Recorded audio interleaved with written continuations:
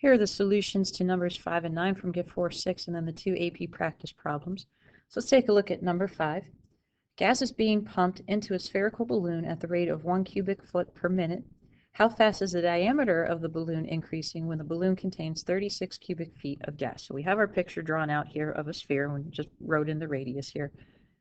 So we are given the rate of change is 1 cubic foot per minute. So a cubic foot is measuring volume, so that would become dV over dt is going to equal 1 cubic foot per minute.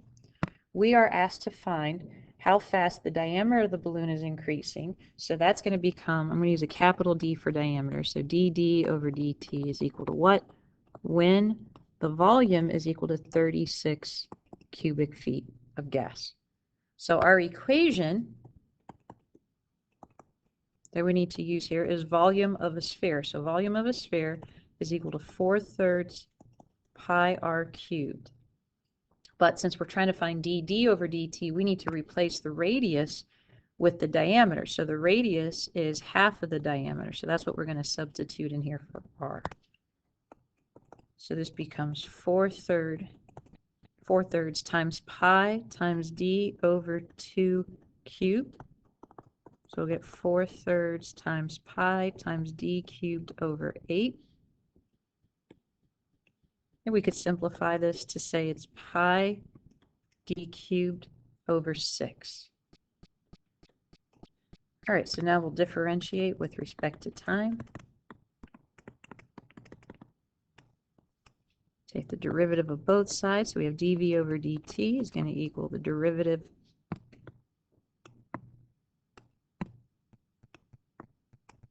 of pi d cubed over 6 dt. So this becomes dv over dt is going to become, this will become 3 pi d squared over 6.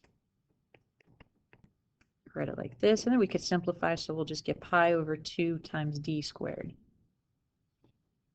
times dd over dt.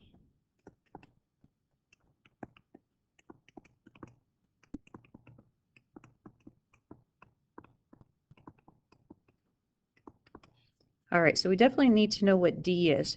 So what they're giving us is when the volume is equal to 36 cubic feet. So let's go back to the equation here, and we want to find d when v is equal to 36. So we're going to get 36 is equal to pi over 6 times d cubed.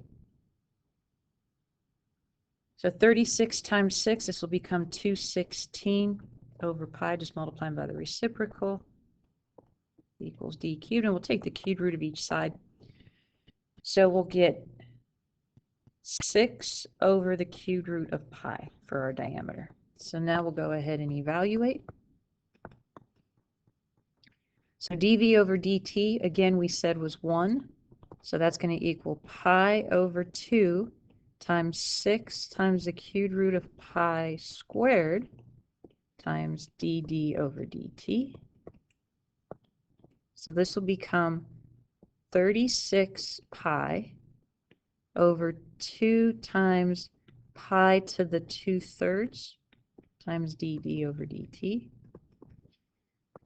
And we could simplify this. We're going to get 18, and if we subtracted, this will just become pi to the 1/3, subtracted the exponents, that is.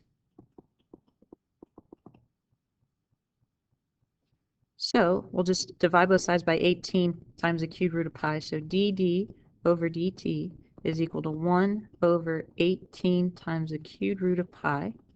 And this is approximately 0.038, and then this would be in feet per minute.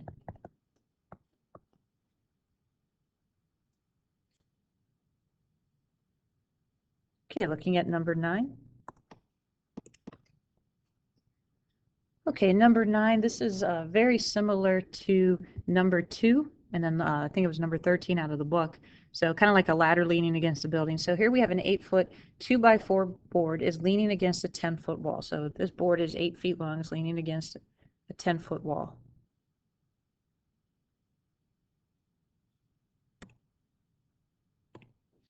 All right, so again, the 10 feet is all the way up to the top. So we'll kind of put that off to the side. We may not need it. All right, so what do we know? What is this telling us? The lower end of the board is pulled away, so we're taking this part that's right down here, and it's being pulled away this way. So the length of X, the bottom of the board from the bottom of the wall, is increasing. And then the top of the board is decreasing here, so we could just call this Y, so we know that that's coming down. That distance is decreasing. So again, this rate is being pulled away at a rate of 1 foot per second, so we could say dx over dt, and it's increasing, so that's 1 foot per second. We want to find dy over dt. How fast is the top of the board moving toward the ground when it is A? So when Y would be 5 feet, the top of the ladder is 5 feet from the ground, and then B when Y is equal to 4 feet. All right, so our equation here is just the Pythagorean theorem. We'll say x squared plus y squared is equal to 64. We'll differentiate with respect to time. So we'll have the derivative of x squared plus y squared over dt, derivative of 64 over dt. So this will become 2x times dx over dt plus 2y times dy over dt equals 0. So we want to solve for dy over dt, and we could leave our equation looking just like this. So let's go ahead and evaluate. So for part A, when y is 5 feet, I want to come back over to the equation here. So we're going to get x squared plus 5 squared is going to equal 64. So x is going to equal the square root. That will give us 39. So we'll go ahead and have 2 times the square root of 39. I really don't need the 2's either here. And then dx over dt is 1, and then plus 2y, so that's going to give me 10 times dy over dt is going to equal 0. So dy over dt is going to equal a negative 2 radical 39 divided by 10, which is negative radical 39 over 5. And then this is approximately negative 1.249 feet per second. And it makes sense that it's negative because the distance from the top of the ladder to the ground is decreasing. All right, for part B, let's go back over here. When y is 4, then we're going to get x squared plus 16 equals 64. So x is going to equal the square root of 48. We could just leave it like that because we're going to approximate our answer. So then we could say 2 times the square root of 48 times, again, 1, and then plus 2 times 4 times dy over dt is going to equal 0. So we'll have dy over dt is going to equal negative 2 radical 48 divided by 8, which is negative radical 48 over 4, which is approximately negative 1.732 feet per second. All right, so let's go ahead and take a look at the 2 AP practice problems. So first we're looking at 17. Here we were asked to find an equation of the line tangent to the graph of y equals 3x over x squared minus 6 at x equals 3. So the first thing we want to find is our slope of our tangent line, which is y prime. For this, I'm just going to go ahead and use the quotient rule. So we have low d high minus high d low over low low. So this will turn into 3x squared minus 18 minus 6x squared. We can combine here. We get a negative 3x squared minus 18 over this quantity squared. So now at x equals 3, y prime is going to equal negative 3 times 3 squared minus 18 over 3 squared, so it'll give us 9 minus 6 squared. So this will give us negative 27 minus 18.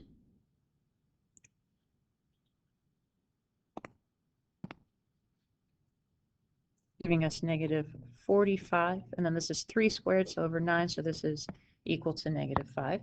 And then when x is equal to 3, y is equal to 3 times 3, so we'll get 9 over 3, which is 3. So we're looking at the ordered pair 3, 3. Slope of our tangent line is negative 5, so we could write the equation. All of these equations are written in standard form, so we'll use point slope form first. We'll get y minus 3 is equal to negative 5 times the quantity x minus 3. Getting this in slope-intercept form, we'll get a negative 5x plus 15. So get y is equal to negative 5x plus 18. Now all we have to do is add 5x to both sides for standard form. So 5x plus y equals 18, and that was answer A.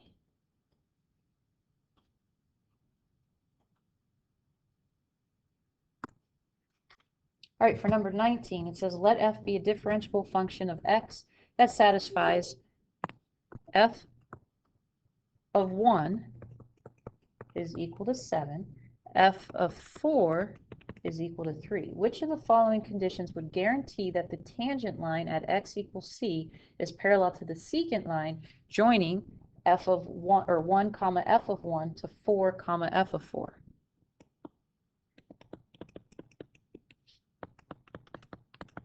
So if we're looking for where the tangent line is parallel to the secant line, that is the mean value theorem. So here we want to figure out what is f prime of c, and we'll set that equal to the slope of our secant line. So it's just saying which of the following conditions. So notice they don't give us a function, so our right or left side is really just going to stay as f prime of c. But here we have the ordered pair 1, 7, and 4, 3. So that's what these two are. This is 1, 7. This is 4, 3. So all we have to do is figure out the slope of this line. So we'll do 3 minus 7 over 4 minus 1.